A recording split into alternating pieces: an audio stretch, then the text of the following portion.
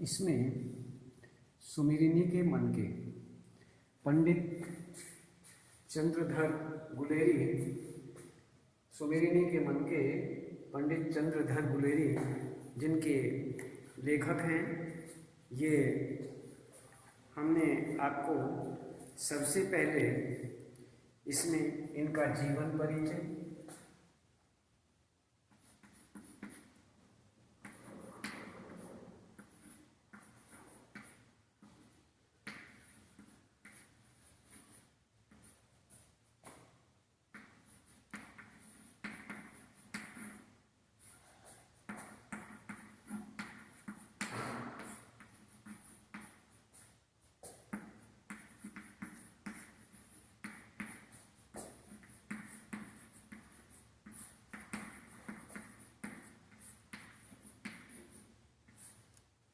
जीवन परिचय एवं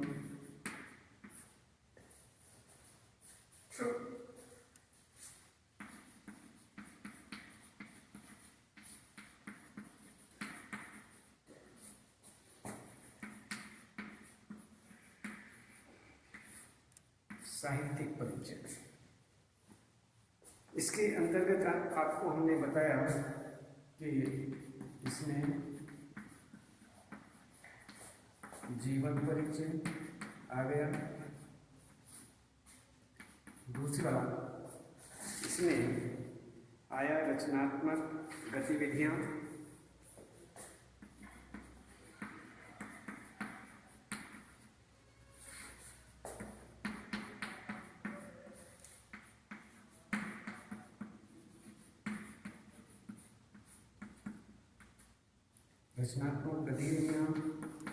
और उसके बाद भाषा शैली की विशेषताएं,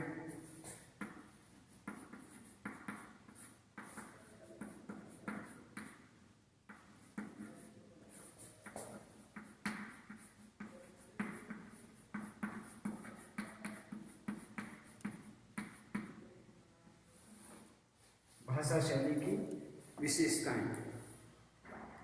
इसमें ये हमने ये देखा तो सबसे पहले फिर पाठ का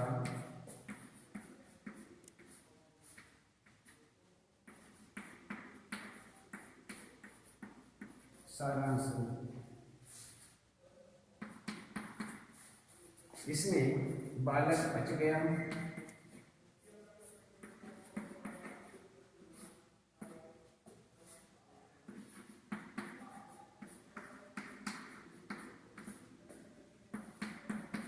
दूसरा है उसमें घड़ी के पुर्जे,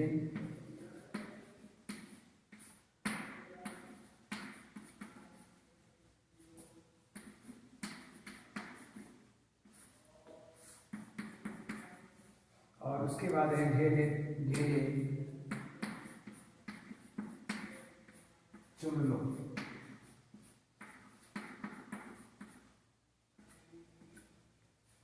ये हमारा हुआ।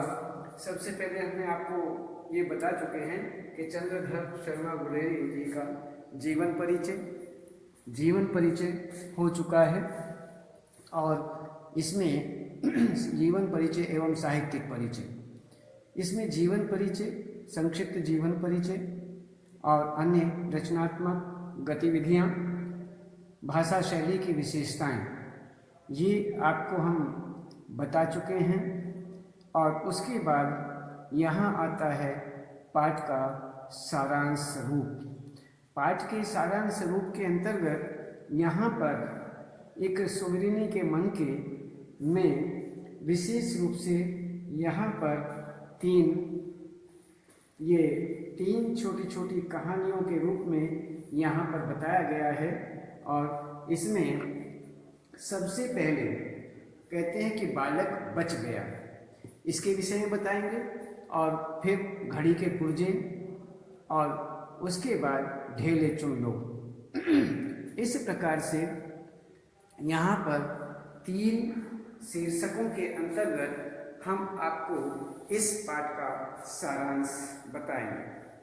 तो सबसे पहले हम देखते हैं कि लेखक को एक पाठशाला के वार्षिकोत्सव कार्यक्रम में बुलाया गया।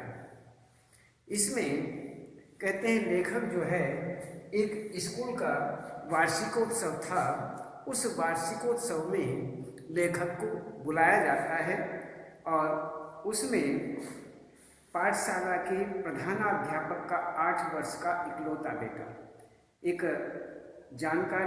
अपनी जानकारी का प्रदर्शन कर रहा था।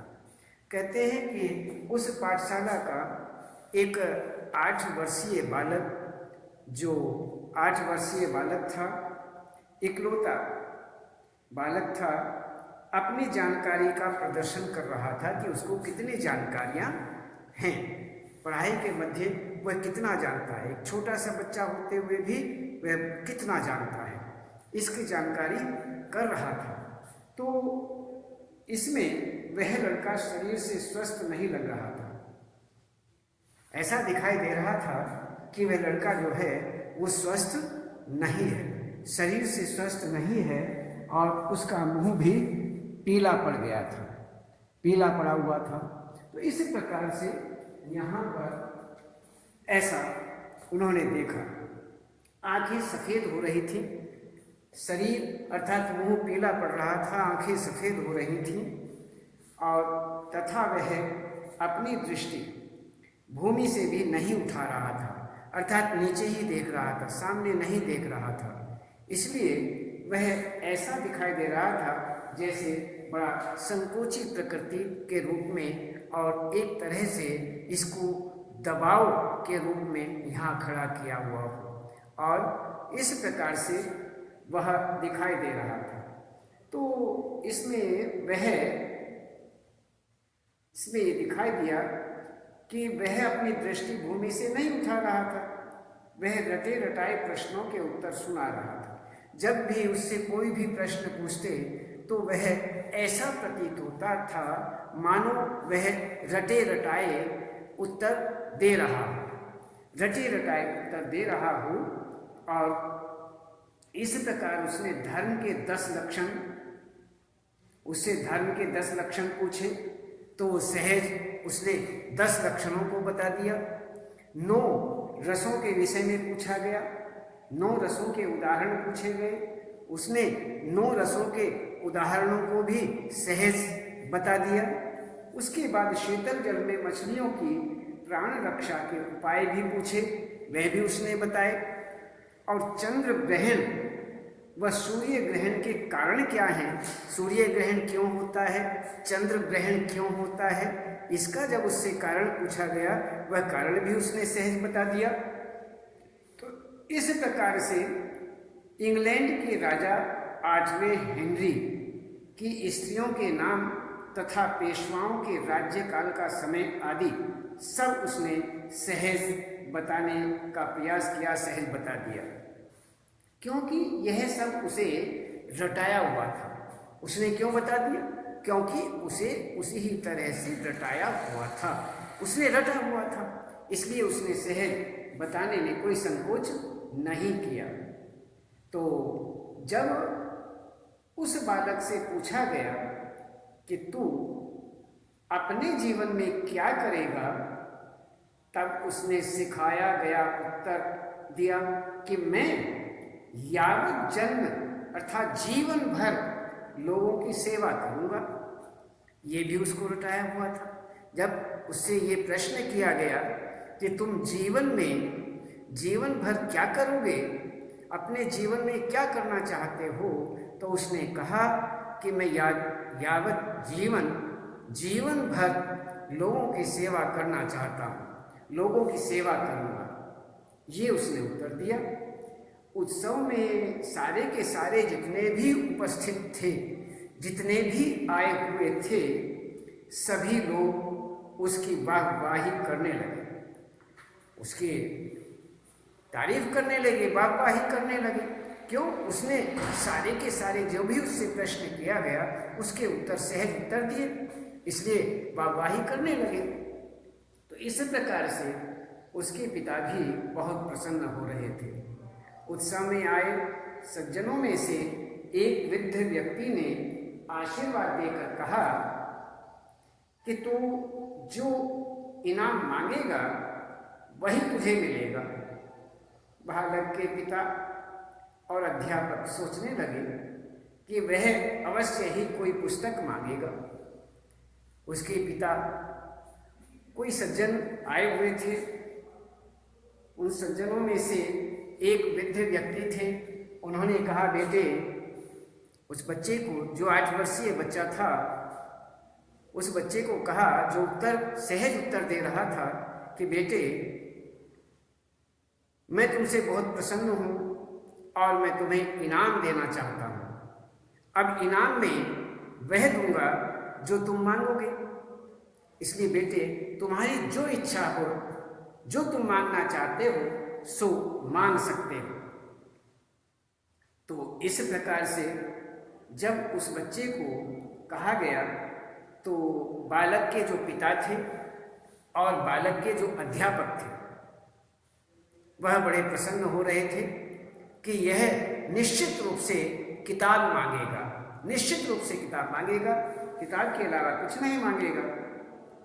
तो इस प्रकार थोड़ी देर तक सोचने के बाद बालक ने किताब नहीं, लड्डू मांगा।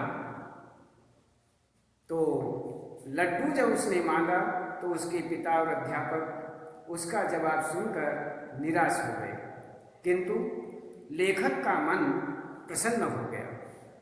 इसमें पिता, पुत्र के, बेटे के पिता और अध्यापक तो उदास हुए जब उसने अपनी इच्छा से किताब ने मांग करके उसने लड्डू मांगा, तो उसके पिता और अध्यापक दोनों निराश हो जाते हैं। लेकिन जो लेखक था, लेखक उसमें उदास नहीं होता है, वो बड़ा प्रसन्न होता है, खुश हो जाता है। और इस प्रकार से एक विशेष उत्सव के दौरान बच्चे की स्वाभाविकता का गला घोटने के प्रयास को लेखक ने देखा। कहते हैं कि यहाँ पर ये देखा गया कि जो इसकी वास्तविक इच्छा है, जो वास्तविक इच्छा है, उसको जानबूझ करके घोटा गया है, उसको रोका गया है। तो यहाँ इस प्रकार की स्वाभाविकता का गला घोटने का यहाँ पर प्रयास को लेखक ने देखा। लेकिन अंत में लड्डू की मांग कर बच्चा कृत्रिमता से निकलकर अपनी स्वाभाविकता की ओर लौटता है। वह जो बनावटी उसे कार्य दिए हुए थे उससे वे बाहर निकल जाता है और तब देखता है कि स्वाभाविकता की ओर लौट आता है। उसकी प्रकृति, स्वाभाविकता जो थी वह सामने आ जाती है।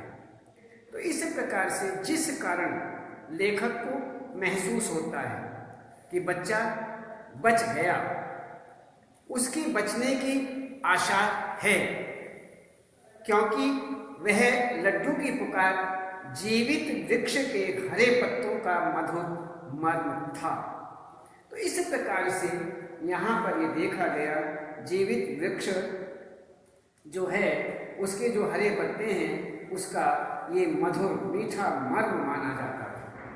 मरे कांच की अलमारी की सिर्फ दुखाने वाली घड़घड़ाहट नहीं। तो इस प्रकार से यहाँ पर अलमारी के समान, कांच की जो अलमारी है उसके समान सिर दुखाने वाली यहाँ आवाज नहीं, खड़खड़ाहट नहीं। तो इस प्रकार से बालक बच गया, ये लेखक ने यहाँ पर निष्कर्ष निकाला। तो इस प्रकार से आपके सामने बालक बच गया नामक इस छोटे से रहस्य को इस प्रकार से लेखक ने स्वाभाविकता में परिवर्तित कर दिया। कृत्रिमता, जो बनावटी प्रकृति बनाई हुई थी, उस कृत्रिमता की प्रकृति को उन्होंने एक स्वाभाविकता में परिवर्तित कर दिया। तो इस प्रकार से बालक बच गया, ये यहाँ पर बताया गया, इसका निष्कर्ष यहाँ निकाला गया। दूसरा आपके सामने आता है घड़े के पुर्जे।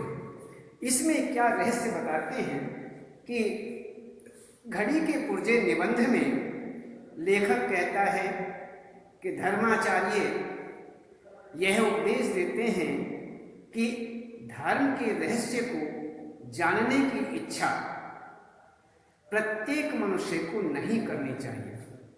जो भी मनुष्य हैं, प्रत्येक मनुष्य को धर्माचार्य क्या उपदेश देते हैं कि धर्म के रहस्य को जानने की इच्छा प्रत्येक मनुष्य को नहीं करनी चाहिए। क्यों नहीं करनी चाहिए? इसमें बल्कि जो धर्माचार्य हमें उपदेश देते हैं उसे चुप रह करके स्वीकार कर लेना चाहिए। बल्कि जो भी धर्माचार्य हैं, जो भी हमें उपदेश देते हैं, वह हमें चुप रह करके, चुप्पी साध करके उसे ग्रहण कर लेना चाहिए। बस ये हम अच्छी तरह से जानते हैं। तो उनके अनुसार धर्म का रहस्य बहुत गंभीर अर्थ वाला होता है। उसकी बारीकियों को प्रत्येक व्यक्ति को नहीं बताया जा सकता। तो कहते हैं प्रत्येक व्यक्ति को उसके रहस्य को, उसके गूढ़ रहस्य को बता दिया जाए, ऐसा नहीं होता। इसलिए धर्माचार्यों तक ही सीमित होना चाहिए। तो यहाँ पर बताते हैं लेखक धर्म के गूढ़ रहस्यों की तुलना घड़ी से करता है। जो धर्म है उसके गूढ़ रहस्य, धर्म के गूढ़ रहस्यों की तुलना घड़ी से करता है। इस प्रकार वह घड़ी का उदाहरण देते हुए कहता है कि समय जानने के लिए घड़ी देखने वाले व्यक्ति से पूछ लो। भाई समय देखना है, जिस पर घड़ी है उससे घड़ी के विषय में पूछ लो तो समय का पता लग जाएगा। या ज्यादा से ज्यादा घड़ी देखना सीख लो। यदि आप घड़ी देखना सीख गए तो उससे जानकारी हो जाएगी। तो लेकिन उसे खोलकर उसके कलपुर्जे देखने का काम घड़ी सही करने वाले का है। जो घड़ी सही करने वाला है, केवल उसके पुर्जे खोल करके और देखना, ये तो एक घड़ी साज का काम है, घड़ी सही करने वाले का काम है। बस केवल आपका कार्य है, यदि आपको समय के विषय में कोई जानकारी लेनी है तो घड़ी वाले से समय की जानकारी ले लो, उससे पूछ लो क्या समय हुआ है और वह समय बता देगा। उसी प्रकार से यदि ऐसा नहीं करना चाहते, पूछना नहीं चाहते हो, तो समय को देखना सीख लो कि किस प्रकार से घड़ी देखी जाती है, वह देख लो। तो घड़ी देख करके आपको समय का मालूम हो जाएगा। तो इस प्रकार से, और ये काम अर्थात घड़ी को लिया और घड़ी को लेकर के उसके पुर्जे खोले और पुर्जे खोल करके उसके विषय में जानकारी लेना शुरू किया, ये काम तो घड़ी सही करने वाले का है, न कि आपका। लेकिन यहाँ कहते हैं कि यही स्थिति धर्म की भी है। इसलिए धर्म के रहस्य जानने का काम वेदों के जानने वाले धर्माचार्यों पर ही छोड़ देना चाहिए। कहते हैं धर्म की भी यही धर्म के रहस्य जानने का काम जो है वेदों के जानने वाले जो धर्माचार्य हैं उन पर ही छोड़ देना चाहिए। तो इस प्रकार से लेखक मानता है कि जैसे घड़ी ठीक करने के लिए उसके कल पुर्जों का ज्ञान होना आवश्यक है, ठीक उसी ही प्रकार सिद्ध लोग भी धर्म के रहस्यों की जानकारी तथा विवेचना का अधिकार रखते हैं।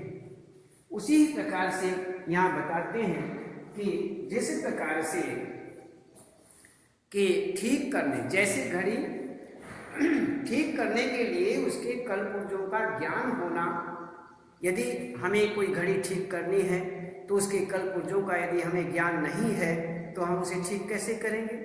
इसलिए उसे ठीक करने के लिए घड़ी के कल पुर्जों का ज्ञान होना आवश्यक है। ठीक उसी प्रकार सिद्ध लोग भी धर्म के रहस्यों की जानकारी तथा विवेचना का अधिकार रखते हैं। वह उसकी जानकारी होनी चाहिए, जानकारी तथा विवेचना का अधिकार उनका भी अधिकार रखते हैं। लेखक ने परदादा की घड़ी का उदाहरण देकर परंपरागत रूढ़ियों को धर्म में शामिल करने वालों पर व्यंग किया है। कहते हैं जो लेखक है उसने परदादा की जो घड़ी है उसका उदाहरण यहाँ पर दिया, परंपरागत रूढ़ियों को धर्म में शामिल करने वालों पर व्यंग किया है तथा ऐसे लोगों को आड़े हाथों लिया जो सामान्य जनता है उन्हें आड़े लेते हैं। जो सामान्य जनता है उसको धर्म के गूढ़ रहस्यों से पृथक रखने का प्रयास करते हैं कि उन्हें धर्म के रहस्यों को बताते नहीं हैं, वह उनसे छिपाते हैं, उस रहस्य को उनके सामने उजागर नहीं करना चाहते, उनसे उन्हें पृथक रखना चाहते हैं, उनके लिए ऐसा बताया गया है। तो हमें ऐसा नहीं करना चाहिए। यहाँ पर ऐसा बताते हैं कि इस प्रकार से हमें उनके इस रहस्य से पर्दा नहीं रखना चाहिए। तो यहाँ पर इस प्रकार से ये हुआ हमारा ढेले, ये हुआ हमारा घड़ी के पुर्जे। तो इस प्रकार एक आपको हमने बताया बालक बच गया, दूसरा घड़ी के पुर्जे। अब एक और रहता है जिसे कहते हैं ढेले चुन लो, ढेले चुन लो।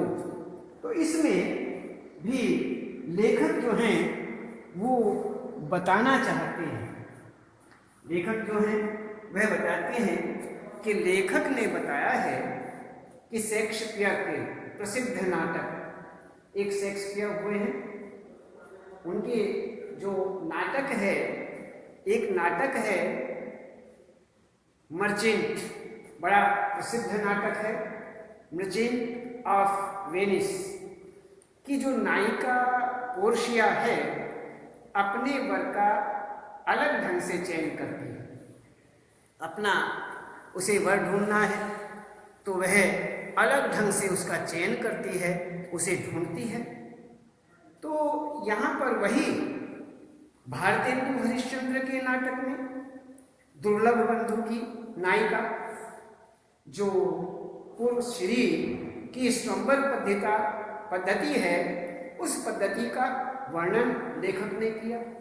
कहने कि एक तो शेक्सपियर का जो प्रसिद्ध नाटक है मर्चेंट ऑफ वेनिस की नायिका पोर्शिया अपने वर का अलग ढंग से चयन करती है, एक तो ये हुआ। दूसरा यहाँ पर यह देखते हैं कि एक हरिश्चंद्र, भारतेंदु हरिश्चंद्र के नाटक दुर्लभ बंधु की जो नायिका है पुरश्री की स्वयंवर पद्धति का यहाँ पर वर्णन लेखक करते हैं, जिसमें सोने चांदी और लोहे की पेटियों में से, सोने की पेटी, चांदी की पेटी और लोहे की पेटी, ये पेटियां हैं और इन पेटियों में से अकड़बाज सोने का चुनाव करता है, लोभी जो है वो चांदी का चुनाव करता है तथा सच्चा प्रेमी जो है वो लोहे का चुनाव अर्थात लोहे की पेटी का चुनाव करता है। इस प्रकार की वहाँ पेटियां हैं, सोने की पेटी है, चांदी की पेटी है और लोहे की पेटी है। तो इसमें अकड़बाज के विषय में देखते हैं कि सोने की पेटी का चुनाव करता है, लोभी जो है वो चांदी की पेटी का चुनाव करता है और इसी प्रकार से जो सच्चा प्रेमी है वह लोहे की पेटी का चुनाव करता है। तो इस प्रकार चुनाव करते हैं। तो लोहे की पेटी चुनने वाला, जो लोहे की पेटी चुनने वाला है वह वर कन्या से विवाह करने के लिए चुना जाता है। तो इसमें ऐसा दिखाया गया है कि जो लोहे की पेटी को कहता है, लोहे की पेटी का चुनाव करता है, उसके साथ ही कन्या का विवाह किया जाता है। तो लेखक वैदिक काल की स्वयंवर पद्धति की ओर संकेत करते हैं, जो पूर्णतः अंधविश्वास पर आधारित थी। कहते हैं कि पहले इस तरह की एक पद्धति थी जो कि अंधविश्वास पर ही टिकी हुई थी, अंधविश्वास था, जबकि वो आधार पूर्ण नहीं कहा जा सकता। तो इस प्रकार से ये वैदिक काल की स्वयंवर पद्धति की ओर संकेत करते हैं, जो पूर्णतः अंधविश्वास पर आधारित मानी जाती है। इसमें वर अर्थात नर आदमी 7 मिट्टी के ढेले वधु अर्थात नारी के सामने रखता था। वर को पता होता था कि ढेले की मिट्टी कहां से लाई गई है। ये किसको पता था? ये केवल वर को पता था कि जो ये ढेले हैं, 7 ढेले हैं, ये 7 ढेले की मिट्टी कहां कहां से लाई गई है। ये केवल किसको पता था? वर को पता था, वर पक्ष को पता था। जो कन्या पक्ष था वह उसकी जानकारी नहीं रखती थी, और यदि उनसे 7 ढेलों में से जिसका चुनाव चाहते थे वो कन्या पक्ष से कराया जाता था, कन्या से कराया जाता था। उसमें अलग अलग स्थानों से मिट्टी लाई जाती थी। तो कहाँ से लाई गई है ये केवल वर पक्ष ही जानता था, वर ही जानता था, नर ही जानता था। तो यह मिट्टी गौशाला से लाई गई है, यह मिट्टी वेदी से लाई गई है, वेदी की है, या यह मिट्टी खेतों में से लाई गई है, या चौराहे से लाई गई है, तथा शमशान जैसे स्थानों की मिट्टी लेकर आई है। तो इस प्रकार से यह कहाँ से लाई गई है? गौशाला से, वेदी से, खेतों से, चौराहे से तथा शमशान से, जैसे स्थानों की मिट्टियां होती थी। ढेलों को चुनने के लिए नारी के सामने रखा जाता था। उन ढेलों को नारी के सामने प्रस्तुत किया जाता था, और नारी के लिए यह लॉटरी की तरह होता था। जैसे इसमें वह चुनाव करने के लिए उसे कहा जाता, और ऐसा लगता था जैसे लॉटरी वाला कार्य हो। जिसको भी वह छू देती, यदि वो शमशान की मिट्टी को छू दे, उस पर हाथ रख दे, तो उसके साथ उसका विवाह नहीं होता था। क्यों? शमशान की मिट्टी को पवित्र नहीं माना जाता, इसलिए उसके साथ विवाह नहीं होता था। तो इस प्रकार से ये एक अंधविश्वास की तरह था।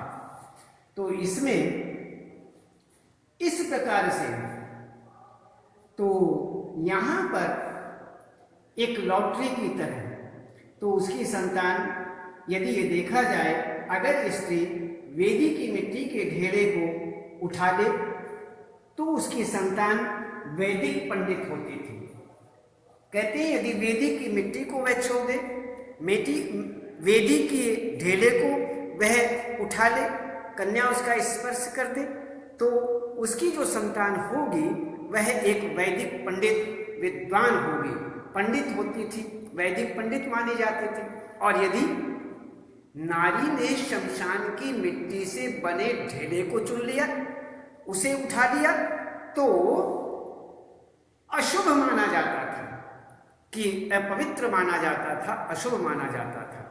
इस प्रकार से और ऐसी नारी से विवाह नहीं किया जाता था। तो ये अंधविश्वास ही तो हुआ। और क्या हुआ? अंधविश्वास के अलावा और क्या हुआ? कुछ भी नहीं। तो लेखक जो है यहां पर इस रूढ़ी के आधार पर अन्य रूढ़ियों पर भी व्यंग करता है। कहते हैं लेखक ने इस रूढ़ी के आधार को लेकर के, रूढ़ी का आधार बना करके, और अन्य जो रूढ़ियां हैं उन पर भी इसने व्यंग रूपी प्रहार किया है। उस पर भी ये करारा प्रहार करते हैं। और इस प्रकार से उनका मानना है कि ढेले के आधार पर जीवन भर के साथी का चुनाव करना हास्यास्पद माना जाता है, इसे हास्यास्पद कहा जाता है। हमें ऐसा नहीं करना चाहिए। हंसी की बात तो है ही। अब 7 ढेले अलग अलग स्थानों से लाकर के रख दिए और उस मनुष्य को, नर को अर्थात वर पक्ष को पता है, कन्या पक्ष को उसका पता नहीं है, तो वह बेचारी कन्या पक्ष जो है वह किसी पर भी हाथ रख सकती है, किसी को भी स्पर्श करती है, किसी भी ढेले को उठा सकती है।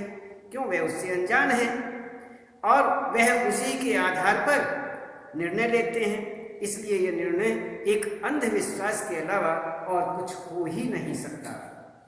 तो इस प्रकार से यहाँ पर ढेले के आधार पर जीवन भर के साथी का चुनाव करना एक हंसी का रूप धारण करता है, हास्यास्पद कहा जाता है। इसलिए हमें यह जो लेखक की बातें हैं ये एक व्यंग के रूप में यहाँ पर प्रस्तुत की जाती हैं। हमें ऐसा नहीं करना चाहिए।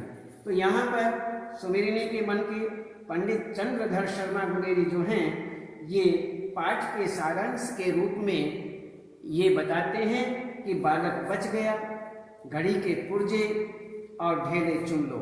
तो ये जो छोटी छोटी सी एक हमारे सामने ये कहानी, ये सारांश रूप प्रस्तुत किया गया है, ये एक बहुत ही रहस्यपूर्ण आपके सामने प्रकट किया गया। तो इस रहस्य को हमें एक बहुत अच्छे विचारों के साथ में ग्रहण करना चाहिए और इसके बाद हम आज यहीं तक फिर और आगे बताएंगे।